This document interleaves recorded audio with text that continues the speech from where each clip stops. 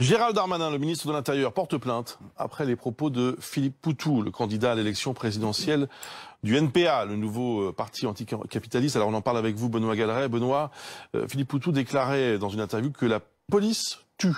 Ces troupes mises en cause, et voilà Gérald Darmanin qui contre-attaque illico d'un tweet. Les propos de Monsieur Poutou sont insultants et indignes d'un élu de la République au nom du ministère. Et pour défendre l'honneur de tous les policiers, je dépose plainte. On en débat ce matin avec vous, Éric Coquerel. Bonjour. Bonjour. Député de la France Insoumise de Seine-Saint-Denis. Laurent Neumann est avec nous, bien sûr. Bonjour Laurent. Bonjour. Abdoulaye Kanté, policier dans les Hauts-de-Seine, est en duplex avec nous également.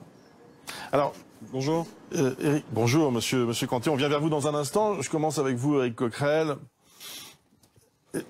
Quelle est la part de provocation de Philippe Poutou? Quelle est la part de vérité? Quel est l'intérêt de faire cette déclaration, selon vous? Moi, je m'interrogerais plutôt sur les propos de Darmanin, non?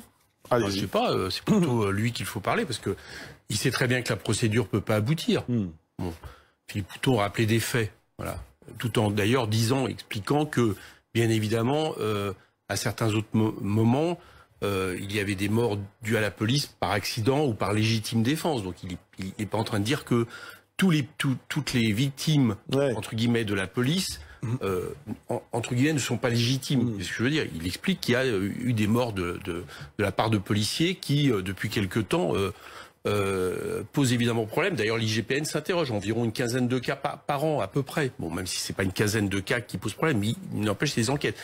Là encore, on peut se demander si M. Darmanin va pas accuser, mettre en diffamation le juge d'instruction qui vient de lancer une mise en examen pour homicide involontaire vis-à-vis du préfet qui était en poste à Nantes au moment de la mort de Steve à Nantes. Donc vous voyez bien qu'il y a un problème, il le dit, donc il sait très bien que ça peut pas aboutir, et il fait la même chose qu'avec Audrey Pulvar. Voilà, c'est ce que j'appelle une espèce d'accusation bâillon pour faire taire tous ceux qui, à un moment donné, disent il y a un problème aujourd'hui, il y a un problème aujourd'hui dans la police, pas avec toute la police, mais il y a un problème dans la police, et j'allais dire que le plus gros problème, c'est les responsables politiques, et notamment le gouvernement, qui ne le reconnaissent pas et qui, à chaque fois que la question est soulevée, réagissent en disant « Ah, mais en fait, c'est une insulte, etc. » Bon, là, du coup, on n'est pas capable de discuter posément de ce qu'il faudrait corriger dans la police pour que les choses s'améliorent. Le problème aussi, c'est que cette phrase, la police tue, c'est comme un slogan. Mais la phrase, vous le savez bien. Mais d'accord, mais attendez, non, pas vous, pas vous. Ne faites pas comme ces news ou autres. Il dit « Mais non, mais si, c'est vrai. » Reprenez toute la phrase et ce qu'il explique. Il dit pas la police tue. Ça a été très bien expliqué à l'instant par votre producteur. Mais oui, mais si, parce que sinon c'est la même chose. Après, l'autre jour, le conseiller municipal de Cachan, on prend un bout de phrase, on l'isole et on fait dire n'importe quoi. Donc, il ne dit pas la police tue, comme ça, tout court. Il explique qu'à certains moments, il y a des morts, et les morts, on les connaît. Enfin, c'est Steve, c'est Cédric Chouviat, c'est Éric Coquerel. Ils existent, on le sait bien. Ce que je voulais dire, c'est qu'il n'y a pas de la caricature des deux côtés. Parce que, évidemment, on peut reprocher, à juste titre, au gouvernement de sembler aveugle face à cette réalité. C'est pas seulement qu'il semble aveugle. Excusez-moi, non, c'est pas seulement qu'il semble aveugle. C'est qu'aussitôt qu'il y a quelque chose qui est mis en question, il y a une réaction. Et je vous fais remarquer d'ailleurs, je regardais hier, vous savez, c'était sur ma circonscription, l'agression raciste, parce qu'on peut pas vraiment parler d'agression de policiers vis-à-vis d'un jeune Égyptien, dont maintenant les faits montrent qu'il n'a pas été du tout sauvé de l'eau par la police, mais que, il y a eu une agression raciste évidente. À l'époque, Darmanin avait dit le racisme n'a pas sa place dans la police. Bon, bilan, ces deux policiers viennent seulement d'avoir 5 jours de suspension. Pendant ce temps-là, M. Darmanin n'est plus ministre de l'Intérieur, et à mon avis, c'est en lien avec, si vous vous rappelez, certaines déclarations qu'il avait faites au moment de Cédric Chouviat. Je pense que les corporations policières ont eu ça coup à l'époque. Ce que je veux dire par là, c'est que on a une espèce de tonalité où les questions qui sont posées par rapport, qui peuvent aller à certains moments jusqu'à la mort de personnes, l'utilisation de la police, j'ai bien l'utilisation, c'est moi la police elle-même souvent que je mets en question, que l'utilisation qu'on est fait pour maintenir l'ordre, quoi qu'il en coûte, dans des conditions qui sont effectivement pointées problématiques par Amnesty International. C'est vrai aussi dans les quartiers populaires, le surarmement de la police, alors que pour notre part il faudrait une police de proximité, justement qui ne soit pas équipée d'armes létales, et puis à côté de ça des équipes spécialisées, tout ça aujourd'hui le gouvernement non seulement le protège mais nous le vend comme la seule possibilité d'avoir une police de maintien de l'ordre. Bon, on a le droit de le contester. Alors, je le disais, Abdoulaye Kanté est en direct avec nous. Alors, au moins qu'on puisse dire, c'est que ce policier des Hauts-de-Seine est lui-même très critique envers cette institution. Néanmoins, comment avez-vous perçu les propos de Philippe Poutou ? Oui, bonjour à tous. Bon, très critique, je ne dirais pas ça, je suis plutôt nuancé. J'ai écouté attentivement Monsieur Coquerel et effectivement, c'est très réducteur de dire que oui, voilà, les propos de Monsieur Poutou ont été mal compris ou ont été instrumentalisés, etc. Donc on sait très bien quelle est l'idéologie de Monsieur Poutou qui va par des phrases chocs, par des mots chocs, va essayer de décrédibiliser l'action de la police. Effectivement, quand la police est dans on va dire, dans des violences illégitimes, tout de suite la justice s'en saisit et aussi nos instances disciplinaires. Donc ça, par contre, vous pouvez pas le nier et vous pouvez pas dire non plus que l'IGPN, comme diraient certains, est une blanchisseuse à flics. Pour autant, quand vous voyez que vous avez 3 millions d'interventions par an et que vous essayez de réduire nos actions juste par évidemment des cas isolés et qui sont pris en compte justement par nos institutions qui essaient d'expliquer que oui, effectivement, dès qu'il y a un policier qui dérive, tout de suite, on en prend acte. Et je suis même le premier à le dénoncer. Après, maintenant, quand on parle de questions racistes ou de violences illégitimes, effectivement, le racisme n'a pas sa place dans la police et tout ce qui est illégitime est tout de suite pris en compte. Après, ceci dit, quand je vois Monsieur Poutou ou d'autres personnes de votre parti politique, je trouve quand même réducteur quand même de, on va dire, cracher, on va dire, à la figure de policiers qui font leur boulot correctement et ça, vous pouvez pas dire le contraire. Il est neutre, ce policier. Il est neutre politiquement, on le voit à l'instant. Qu'est-ce que je vous dise? Mais en fait, mais moi je vais vous dire quelque chose. En fait, on peut pas débattre sur le sujet. En fait, j'explique. Je passe mon temps à expliquer. Donc voilà. Donc que je ne globalise pas sur tout. Attendez, Monsieur Kanté. Monsieur Coquerel vous répond et je vous redonne la parole dans un instant, Monsieur Kanté. Bougez pas. Je vais vous répondre. Je pense que je ne sais pas si Monsieur appartient à une des corporations policières qui s'illustre, notamment qui s'est illustrée récemment en demandant des comptes à la justice.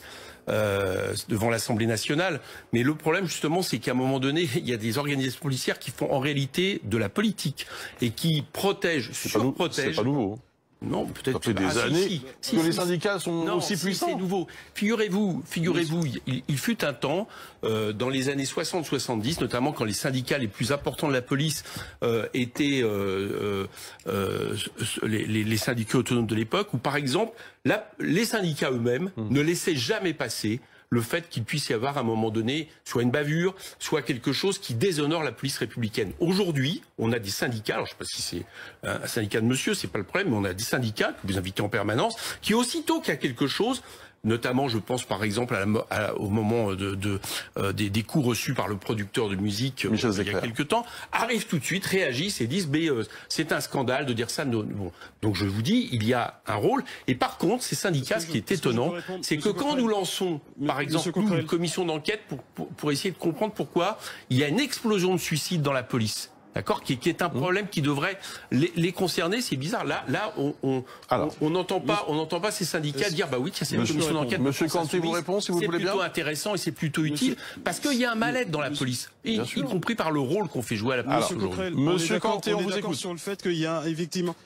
Et effectivement, on est d'accord qu'il y a un mal-être dans la police, mais bon, c'est dû aussi à une certaine réalité. Parce que quand vous voyez que justement ces policiers du quotidien vont justement lutter contre ces violences du quotidien que vous ne dénoncez pas forcément, toutes ces personnes justement, que des policiers de la BAC aussi, qui eux étaient les primo-intervenants, je vous rappelle justement au Bataclan, et que vous essayez avec votre parti politique de supprimer. Donc si vous voulez, n'essayez pas de me coller une espèce d'image syndicaliste ou de politique, parce que je veux vous dire un truc, ceux qui me connaissent savent que je suis pas dans ces trucs-là. Maintenant, il est important évidemment d'être nuancé à chaque fois que quand on parle de la police, oui, quand il y a des choses à dénoncer, on sera les premiers à les dénoncer et il y a des institutions pour ça. Mais n'essayez pas d'instrumentaliser par des fins politiques idéologiques, de cracher sur la police. C'est tout. Simplement, les policiers, dans leur grande majorité, et la population, plus de 70% de la population le savent, la police fait très bien son travail. Et ça, personne ne peut le nier. Monsieur Kanté, le montre. Donc, voilà. Et la réalité, c'est pas les réseaux sociaux, monsieur. Éric Coquerel, vous avez raison de dire au fond attention à la façon de poser le débat, mais j'ai le sentiment aussi que ce débat il est presque impossible. Pourquoi? Parce que d'un côté il y a un refus absolu de parler même de. Souvenez-vous d'Emmanuel Macron dans une interview à Brut, je crois, qui à la fin avait fini par dire oui, ok, je vais vous dire le mot violence policière, mais vous voyez ce que je veux dire, c'est on refuse même le terme. C'est important quand on n'arrive même pas à dire le mot. Alors, on est loin de reconnaître les faits. Et de l'autre côté, reconnaissez-le aussi, Éric Coquerel, je ne parle pas de vous précisément, mais des accusations qui semblent mettre en accusation l'ensemble de la corporation. Et là aussi, du coup, il y a un problème. Mais, je dis depuis tout à l'heure. Donc j'essaie. Je dis exactement. Je pose une question nuancée. Je dis exactement l'inverse. Je ne mets pas en question l'ensemble de la profession. Je pense même, si vous voulez, mon avis, c'est qu'il y a une grande majorité de policiers et gendarmes qui sont des policiers républicains qui tiennent à leur institution. D'accord ? Voilà, c'est dit. D'accord ? Ce que je mets en question, c'est que depuis quelques années, et notamment, on connaît le moment où tout ça a pivoté, c'est Nicolas Sarkozy qui explique que les policiers, la police de proximité ne sert plus à rien. Les policiers ne sont pas là pour faire en gros de la prévention et même, dit-il, de l'assistanat, etc. Ils sont là en gros pour réprimer. Et donc on rentre dans la police du chiffre, etc. À partir de là, vous avez une évolution dans la police qui effectivement conditionne un certain nombre de comportements. À partir de là, par exemple, parce qu'il y a des faits, la formation de la police baisse. Tous les ans, elle a baissé à chaque gouvernement quasiment, d'accord ? À partir de là, effectivement, au lieu de la police de proximité, on a des groupes policiers qui arrivent de l'extérieur souvent, etc. Et pour répondre à votre invité tout à l'heure qui parle en duplex, non, je fais pas ma logique d'après les réseaux sociaux. Je suis dans une circonscription populaire. Je viens même de faire une proposition de loi relative à la lutte contre le trafic de drogue. Donc, laissez penser que les gens qui, à un moment donné, interrogent la police et ses rapports avec la population, et donc justement le fait de pouvoir atteindre sa mission, que toute personne qui interroge ça, en réalité, serait idéologiquement des anti-flics ou autre, d'accord, c'est quelque chose qui ne rend pas service. Pourquoi ?